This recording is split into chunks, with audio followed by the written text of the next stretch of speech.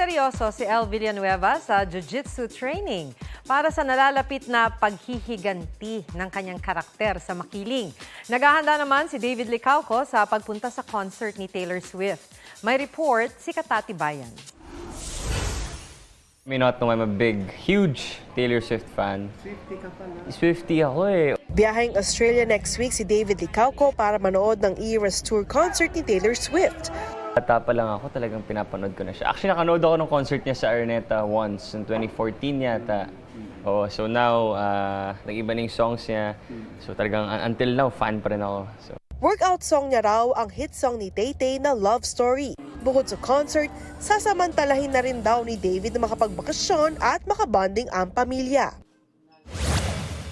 Kung si David magpapahinga, si El Villanueva naman puspusan ng jiu-jitsu training para sa makiling.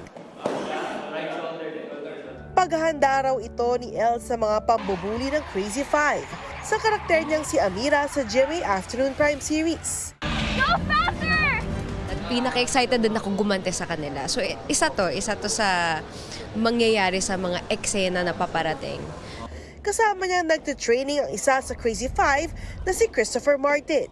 Kay Martin lang siya gagante sa akin. Ayoko sa pag sa akin. Gaganti din ako Kay sa'yo. Martin ka na lang gumante. Katati Bayan, nagbabalita para sa GMA Integrated News. Huwag magpahuli sa mga balitang dapat ninyong malaman. Mag-subscribe sa GMA Integrated News sa YouTube. Sa mga kapuso abroad, subaybayan nyo kami sa GMA Pinoy TV at sa www.gmanews.tv.